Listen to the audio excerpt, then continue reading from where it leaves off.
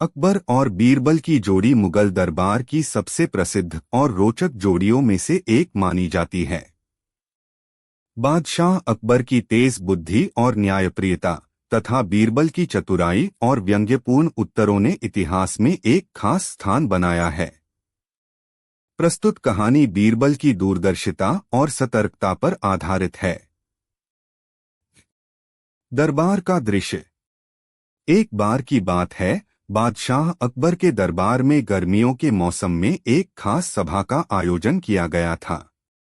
उस दिन दरबार में राजकवि, सेनापति, व्यापारीगण, दरबारी और मंत्री सभी उपस्थित थे। दरबार में विभिन्न मुद्दों पर चर्चा हो रही थी। अचानक बादशाह अकबर ने बीरबल की ओर मुस्कुराते हुए कहा, बीरबल, सुना है कि तुम न केवल चतुर हो बल्कि दूरदर्शी भी हो। आज मैं तुम्हारी दूरदर्शिता की परीक्षा लेना चाहता हूँ। बीरबल ने सिर झुकाकर कहा, हुजूर, आपकी परीक्षा में खरा उतरना मेरे लिए सौभाग्य की बात होगी। कृपया आदेश दें। बादशाह की परीक्षा। अकबर बोले, हमारे राज्य में दक्षिण की दिशा में एक छोटा सा गांव है, धनपुर। वहां के निवासी हाल ही में किसी रहस्यमयी समस्या से परेशान हैं। हर महीने गांव में कोई न कोई गायब हो रहा है। कोई सबूत नहीं, कोई गवाह नहीं। वहां के लोग डर के साए में जी रहे हैं। मैं चाहता हूं कि तुम वहां जाओ, रहस्य का पता लगाओ और गांव को इस विपत्ति से मुक्त करो। बीरबल ने तुरंत सहमति जताई और अगले ही दिन धनपुर गांव की ओर प्रस्थान कर गए। धनपुर में बीरबल का आगमन। बीरबल ने गांव में पहुंचकर एक आम आदमी की तरह रहना शुरू किया। उन्होंने किसी को यह नहीं बताया कि वे बादशाह के विशेष मंत्री हैं। गांव के मंदिर के पुजारी, जो एक बुद्धिमान और अनुभवी व्यक्ति थे, उन्होंने बीरबल को अपने यहां आश्रय दिया। बीरबल ने धीरे धीरे गांव के लोगों से बात करना शुरू किया और उनकी दिनचर्या को जानने की कोशिश की। गांव में यह चर्चा आम थी कि हर पूर्णिमा की रात कोई न कोई व्यक्ति गायब हो जाता है। रहस्य की परतें खुलती हैं। बीरबल ने देखा कि गांव के आसपास एक घना जंगल है और वहीं एक पुराना खंडहर भी स्थित है।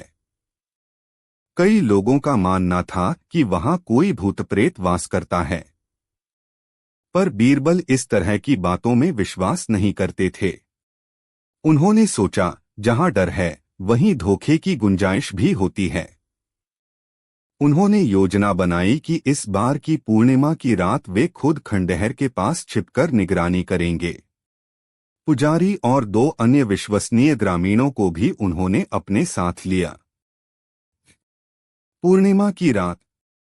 जैसे ही रात ढली, पूरा गांव शांत हो गया। बीरबल और उनके साथी खंडहर के पास छिपकर बैठ गए। आधी रात के करीब उन्होंने देखा कि 2 लोग धीरे धीरे गांव की ओर से आए और चुपचाप एक घर में घुस गए। थोड़ी देर बाद वे एक व्यक्ति को बेहोश अवस्था में खींचते हुए खंडहर की ओर ले जाने लगे। बीरबल और उनके साथियों ने साहस दिखाते हुए उन दोनों को पकड़ लिया। जब उनसे पूछताछ की गई तो पता चला कि वे डाकू हैं, जो गांव के भोले भाले लोगों को डराने के लिए भूत प्रेत की अफवाह फैलाते थे और फिर उन्हें अगवा कर अपने गिरोह में शामिल करते थे या फिर उनके परिवार से फिरौती वसूलते थे। बीरबल की चतुर योजना। बीरबल ने सोचा कि इन डाकुओं को केवल पकड़ना काफी नहीं, गांव वालों के मन से डर निकालना जरूरी है। उन्होंने उन डाकुओं को गांव में सबके सामने पेश किया और कहा, देखो, यही हैं वे भूत प्रेत जिन्होंने गांव का चैन छीन लिया था। डर हमेशा अंधकार में होता है और जैसे ही प्रकाश पड़ता है, डर भाग जाता है। गांव वालों को जब सच्चाई का पता चला तो वे बीरबल की बुद्धिमत्ता के कायल हो गए। उन्होंने डाकुओं को सजा दिलवाने की प्रार्थना की। दरबार में वापसी। बीरबल ने गांव में एक सभा आयोजित की, जिसमें उन्होंने उस खंडहर को तोड़ने का आदेश दिया ताकि भविष्य में कोई फिर से उसका दुरुपयोग न कर सके। गांव के लोग हर्षोल्लास से भर गए। बीरबल ने बादशाह अकबर को पूरे घटनाक्रम की जानकारी एक विस्तृत पत्र में भेज दी। कुछ ही दिनों में बीरबल दरबार लौटे। अकबर ने उन्हें देखकर मुस्कुराकर पूछा, तो बीरबल, कैसा रहा धनपुर का रहस्य? बीरबल ने संक्षेप में पूरा किस्सा सुनाया। अंत में बोले, हुजूर, जहां डर होता है वहां लोग तर्क करना छोड़ देते हैं और इसी डर का फायदा चालाक लोग उठाते हैं। अकबर ने बीरबल की पीठ थपथपाई और कहा, बीरबल, तुम्हारी दूरदर्शिता ने न केवल एक गांव को बचाया बल्कि यह भी सिखाया कि अंधविश्वास के अंधकार में सच का प्रकाश लाना ही असली न्याय है। उपसंहार। बीरबल की इस बुद्धिमत्ता और दूरदर्शिता की कहानियां आज भी सुनाई जाती हैं। उन्होंने हमेशा यह सिद्ध किया कि चतुराई केवल शब्दों में नहीं बल्कि कार्यों में होनी चाहिए। धनपुर गांव आज भी उन्हें श्रद्धा से याद करता है। सीख। डर, अंधविश्वास और झूठ ये तभी तक टिकते हैं जब तक सच की रोशनी उन पर नहीं पड़ती। बीरबल की कहानी हमें यह सिखाती है कि विवेक, साहस और सूझबूझ से हर समस्या का समाधान संभव है। बादशाह अकबर के नवरत्नों में सबसे बुद्धिमान, चतुर और लोकप्रिय थे बीरबल। वे न केवल अकबर के सलाहकार थे बल्कि उनके सबसे भरोसेमंद मित्र भी थे। बीरबल की चतुराई, न्याय बुद्धि और व्यंग्य से भरे उत्तरों ने उन्हें जनमानस में अमर बना दिया। यह कहानी एक ऐसे रहस्यमयी मुकदमे पर आधारित है जिसने पूरे दरबार को चकरा दिया था, लेकिन जिसे बीरबल ने अपनी सूझबूझ से सुलझाया। दरबार का आरंभ। गर्मी की एक सुबह दरबार में हमेशा की तरह बादशाह अकबर अपने सिंहासन पर बैठे थे। चारों ओर दरबारी, सेनापति, कविगण और मंत्रीगण अपनी अपनी जगह पर मौजूद थे। तभी एक बेकल और रोता हुआ व्यापारी दरबार में आया। उसके कपड़े धूल में सने थे, आंखों में आंसू और आवाज में थरथराहट थी। उसने दरबार की दहलीज पर सिर झुकाया और कहा, हुजूर, मुझे न्याय चाहिए। मेरी पूरी मेहनत की कमाई लूट ली गई है। अकबर ने गंभीर होकर कहा, शांत हो जाओ और विस्तार से बताओ कि क्या हुआ है। व्यापारी की शिकायत। व्यापारी ने बताया कि वह एक दूर गांव से दिल्ली सामान बेचने आया था। उसके पास एक थैला था जिसमें कीमती रत्न और स्वर्ण मुद्राएं थीं। वह थैला उसने एक सराय में रात्रि विश्राम के दौरान अपने सिरहाने रखा था। सुबह जब वह उठा तो थैला गायब था। उसने सराय के हर कमरे की तलाशी ली पर वह नहीं मिला। उसने शक जताया कि सराय का मालिक या वहां का एक अन्य यात्री चोर हो सकता है। अकबर ने तुरंत सराय के मालिक और उस संदिग्ध यात्री को दरबार में बुलवाया। दरबार में पूछताछ। कुछ ही देर में दोनों व्यक्ति दरबार में प्रस्तुत हुए। सराय का मालिक एक बुजुर्ग और प्रतिष्ठित व्यक्ति प्रतीत होता था। वह विनम्रता से बोला, जहांपना, मैं वर्षों से यह सराय चला रहा हूं। आज तक किसी ने शिकायत नहीं की। यह व्यापारी पहली बार आया और मुझ पर आरोप लगा रहा है, यह नाइंसाफी है। वहीं दूसरा व्यक्ति जो व्यापारी के साथ रुका था, थोड़ा घबराया हुआ लग रहा था, लेकिन उसने भी कहा, मैं तो एक सामान्य मुसाफिर हूं। मेरे पास तो सिर्फ कुछ पैसे हैं। मुझे फंसाया जा रहा है। बादशाह सोच में पड़ गए। दोनों ही व्यक्ति नकार रहे थे और व्यापारी के पास कोई सबूत नहीं था। तब उन्होंने बीरबल की ओर देखा। बीरबल की भूमिका। बीरबल, जो चुपचाप सब देख और सुन रहे थे, मुस्कुराए और बोले, जहांपनाह, इस मामले को सुलझाने का एक तरीका है, अगर आपकी आज्ञा हो। अकबर ने सिर हिलाया, बीरबल, यह काम अब तुम्हारे हाथ में है। न्याय करो। बीरबल ने तीनों व्यक्तियों को अपने साथ एक अलग कक्ष में चलने को कहा, व्यापारी, सराय का मालिक और संदिग्ध यात्री। वहां उन्होंने तीनों से अलग अलग बात की और फिर सबको कुछ समय के लिए अलग अलग कमरों में ठहरने का आदेश दिया। बीरबल की चतुर चाल। बीरबल ने दरबार के एक सैनिक को बुलाकर कहा, सराय में जिस कमरे में व्यापारी ठहरा था वहां से थोड़ी सी मिट्टी लेकर आओ। मिट्टी लाई गई। बीरबल ने एक सुनार को बुलवाया और उससे वैसी ही एक थैली बनवाई जैसी व्यापारी ने बताई थी। फिर उस थैली में वही मिट्टी भर दी और उसे व्यापारी के कमरे के पास रख दिया। इसके बाद बीरबल ने उस संदिग्ध यात्री को उस कमरे में भेजा और कहा, तुम्हारे रहने का कमरा यही है, जाकर विश्राम करो। कुछ समय बाद बीरबल चुपके से उस कमरे में पहुंचे और देखा कि वह यात्री थैली को देखकर चौंका और फिर जल्दी से उसे अपने कपड़ों में छिपा लिया। बीरबल ने मुस्कुराते हुए सिपाहियों को बुलाया और यात्री को रंगे हाथों पकड़ लिया। रहस्य से पर्दा हटता है।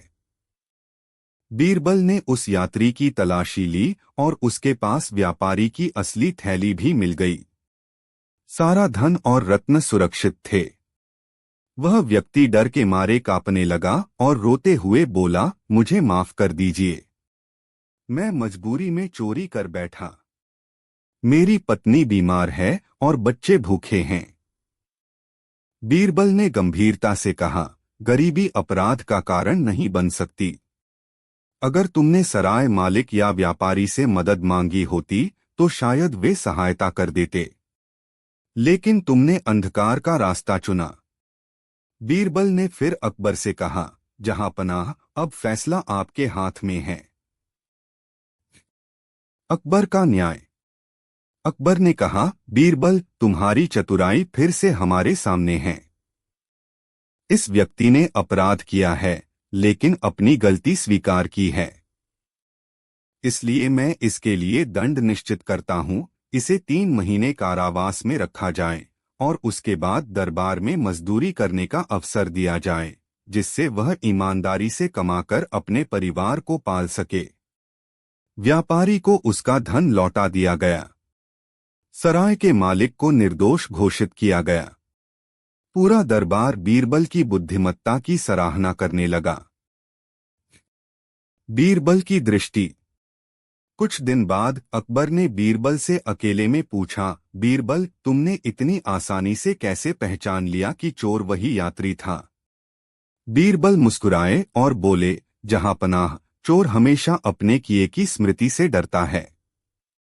मैंने झूठी थैली रखी, लेकिन चोर को भ्रम हो गया कि यह वही असली थैली है।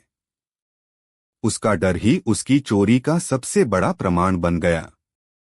अकबर ने तालियां बजाते हुए कहा, वाह बीरबल, सच में तुम्हारी बुद्धि का कोई सानी नहीं। तुम्हारे कारण ही हमारा न्याय सजीव है। उपसंहार। इस घटना के बाद बीरबल की प्रसिद्धि और बढ़ गई। वह केवल चतुर नहीं बल्कि गहराई से मानवमन को समझने वाला भी था। उसकी न्यायप्रियता, सहानुभूति और विवेकशीलता ने उसे आम लोगों के बीच भी सम्मान दिलाया। सीख। बुद्धिमत्ता केवल किताबों में नहीं बल्कि व्यवहार और अनुभव में होती है। सच्चाई को कोई झूठ अधिक समय तक ढक नहीं सकता। डर ही चोर का सबसे बड़ा दुश्मन होता है। बादशाह अकबर और उनके परमप्रिय मंत्री बीरबल की कहानियां भारतीय लोक साहित्य में चतुराई, न्याय और मानवता की मिसाल रही हैं। बीरबल न केवल अपनी चतुर बुद्धि के लिए प्रसिद्ध थे, बल्कि उनके निर्णयों में गहराई और दूरदर्शिता भी हुआ करती थी। प्रस्तुत कहानी एक ऐसे रहस्यमय मुकदमे पर आधारित है, जिसमें गवाह बोल नहीं सकता था और अपराधी खुले आम निर्दोष बना फिर रहा था। ऐसे में बीरबल ने कैसे न्याय किया, यही इस कहानी की मूलधारा है।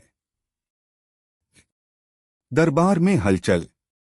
एक दिन बादशाह अकबर का दरबार सजा हुआ था। दरबारी अपनी अपनी कुर्सियों पर विराजमान थे, बीरबल भी हमेशा की तरह अपनी मुस्कान के साथ हाजिर थे। तभी दो सिपाही एक अजीबोगरीब मामला लेकर दरबार में आए। उनके साथ दो व्यक्ति थे, एक व्यापारी और एक गूंगा नौजवान। सिपाही ने बताया, जहांपना, यह व्यापारी शिकायत लेकर आया है कि उसके नौकर ने उसका कीमती हार चुरा लिया है, जिसकी कीमत हजारों अशर्फिया है। लेकिन नौकर बोल नहीं सकता। यह गूंगा है, इसलिए अपनी सफाई नहीं दे पा रहा। व्यापारी कहता है कि चोरी इसी ने की है। अकबर ने व्यापारी से पूछा, क्या तुम्हारे पास कोई सबूत है? व्यापारी बोला, हुजूर, यह हार मेरे निजी कमरे से गायब हुआ और उस कमरे की सफाई का काम इस गूंगे नौकर के जिम्मे था। उस दिन केवल यह ही अंदर गया था। बादशाह ने गूंगे नौजवान की ओर देखा। उसकी आंखों में डर और बेबसी थी। वह कुछ कह नहीं पा रहा था, बस हाथ जोड़कर कभी अकबर को कभी बीरबल को देख रहा था। अकबर ने थोड़ी देर सोचा, फिर बीरबल से कहा, बीरबल, यह तुम्हारे लिए कठिन परीक्षा है। एक ऐसा मामला जहां गवाह बोल नहीं सकता और आरोपी अपना पक्ष नहीं रख सकता। देखो क्या न्याय संभव है। बीरबल की प्रारंभिक जांच। बीरबल ने पहले व्यापारी से गहनता से सवाल किए, चोरी किस समय हुई, कमरे में और कौन कौन आता था, हार कहाँ रखा था और चोरी के बाद किन लोगों से उसने संपर्क किया। व्यापारी का जवाब संतुलित था। उसने हर बात को सलीके से रखा, पर बीरबल को उसकी बातों में कुछ बनावटीपन लगा। वह व्यापारी पर पूरी तरह से भरोसा नहीं कर पा रहे थे। फिर बीरबल ने गूंगे नौजवान से हाथ के इशारों में बात करने की कोशिश की। उसने संकेतों से बताया कि वह निर्दोष है। लेकिन बीरबल को इस संकेत से कुछ भी तय करने में सहायता नहीं मिली। तभी बीरबल ने एक चतुर योजना बनाई। बीरबल की योजना। बीरबल ने दरबार में घोषणा की, जहांपनाह, मुझे इस रहस्य को सुलझाने के लिए एक दिन का समय चाहिए। मैं कल दरबार में ऐसा प्रमाण प्रस्तुत करूंगा जिससे असली चोर सामने आ जाएगा। अकबर ने स्वीकृति दी। अगले दिन सबको फिर से बुलाया गया। बीरबल ने आदेश दिया कि व्यापारी, गूंगा नौजवान और दरबार के कुछ सिपाही एकांत कमरे में एक एक करके जाएंगे, जहां उन्होंने एक खास देव प्रतिमा रखी थी। बीरबल ने सबको बताया कि वह प्रतिमा सत्यदेव की है और जो भी दोषी होगा वह जैसे ही उस प्रतिमा को छुएगा उसकी हथेली पर काले निशान आ जाएंगे, क्योंकि सच्चे देव झूठ को सहन नहीं करते। सभी को एक एक करके भीतर भेजा गया। उन्हें प्रतिमा को छूकर लौटने का आदेश दिया गया।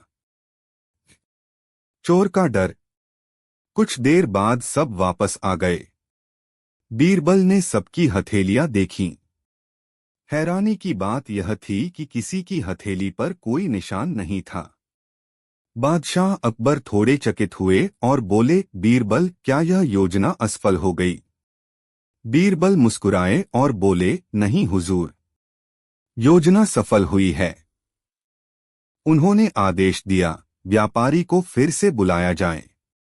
व्यापारी आया, उसकी हथेली भी साफ थी। लेकिन बीरबल ने चौंकाने वाली बात कही, यह वही चोर है। इसने ही हार चुराया है। अकबर अचंभित हो गए, लेकिन कैसे? इसकी हथेली पर तो कोई काला निशान नहीं है। सच्चाई का पर्दाफाश।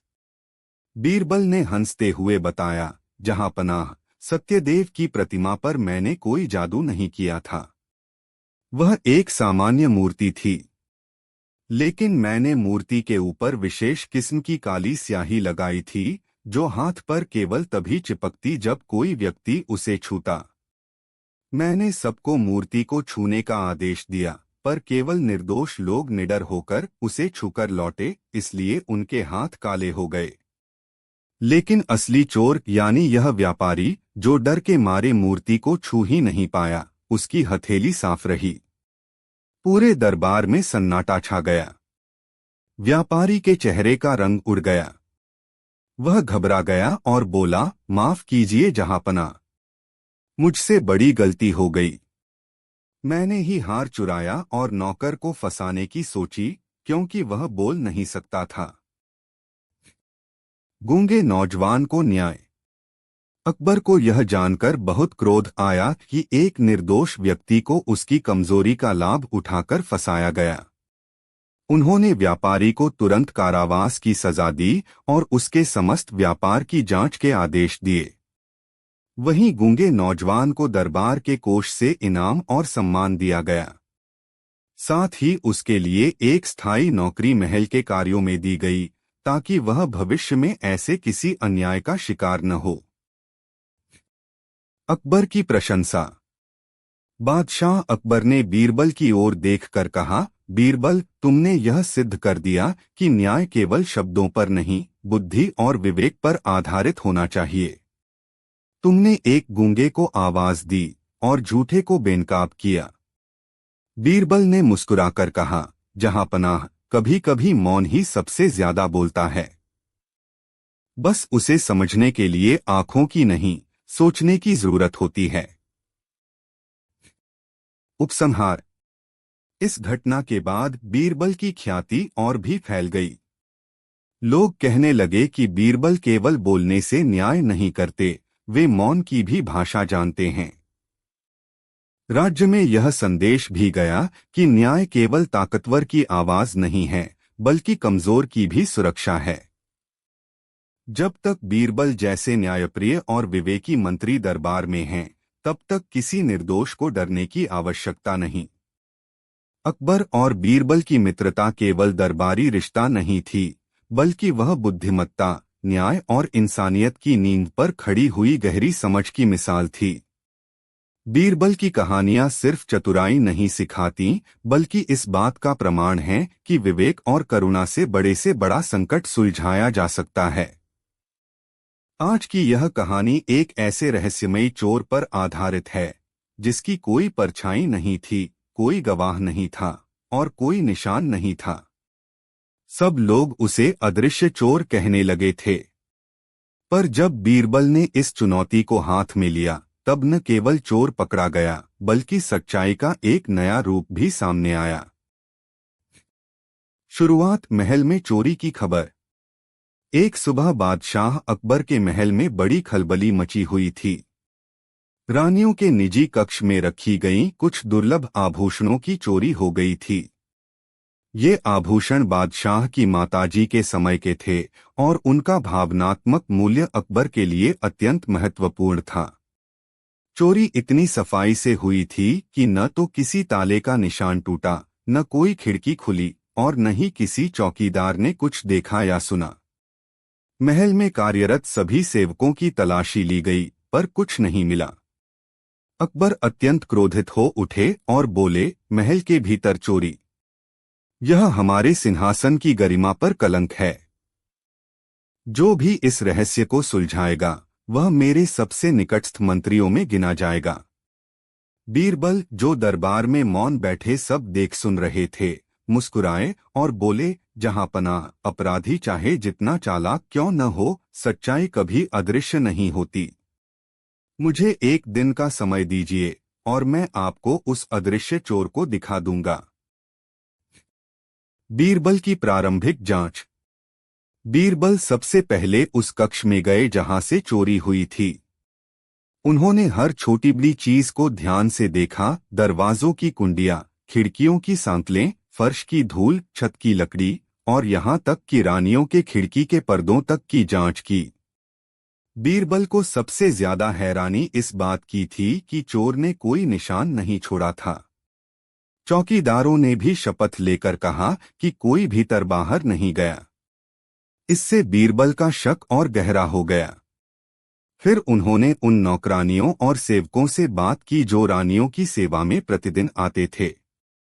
सबने एक स्वर में कहा, हम तो वही हैं जो वर्षों से सेवा कर रहे हैं, बीरबल साहब। कभी ऐसी बात नहीं हुई।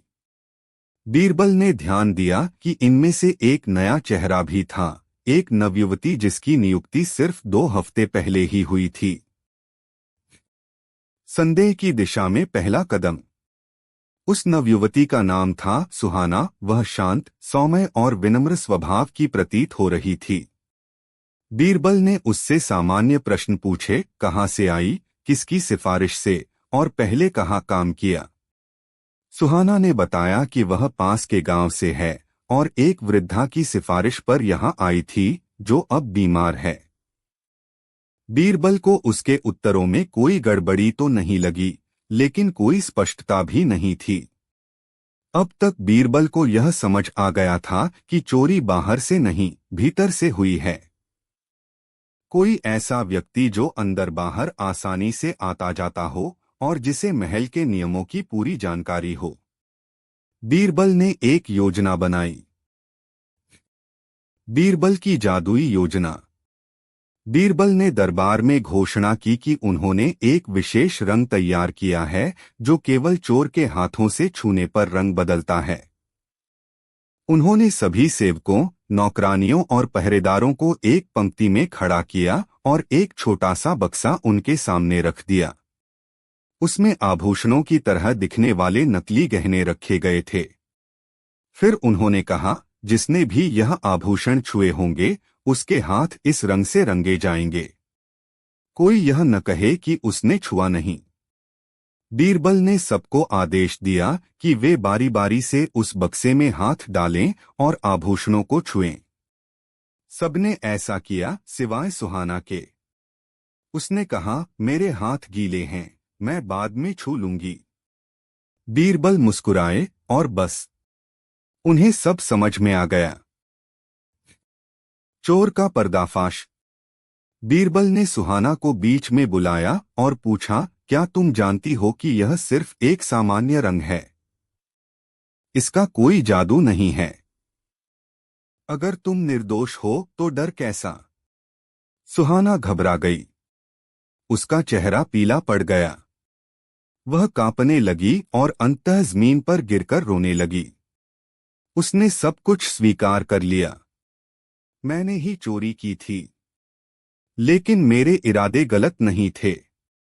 मेरे पिता बहुत बीमार हैं और मेरी मां की आंखों की रोशनी जा चुकी है।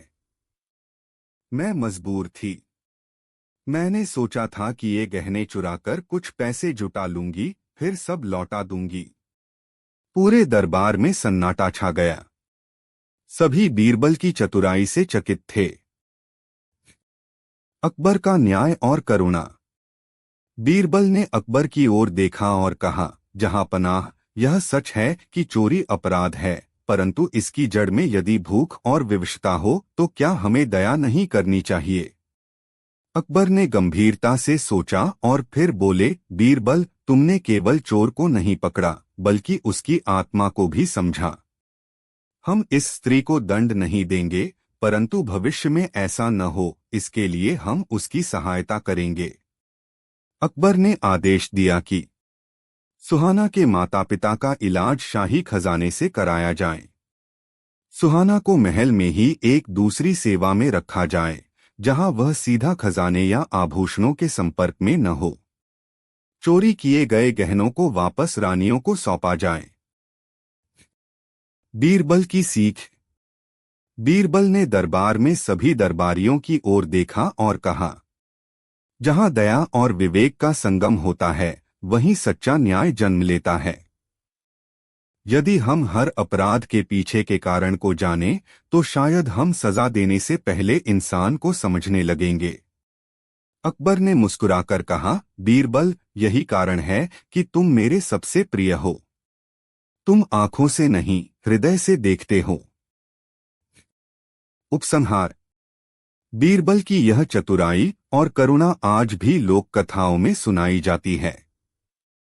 उनकी यह सोच कि अपराध से अधिक जरूरी है अपराधी के भीतर छुपा हुआ इंसान पहचानना, वास्तव में समय से बहुत आगे की बात थी।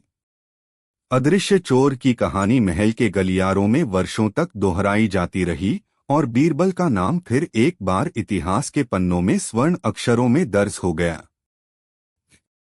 सीख। हर अपराधी बुरा इंसान नहीं होता, लेकिन हर अपराध का कारण जानना जरूरी होता है। बुद्धिमत्ता तभी सार्थक है जब उसमें करुणा हो। सच्चा न्याय तब होता है जब हम केवल सजा नहीं, समाधान भी सोचें।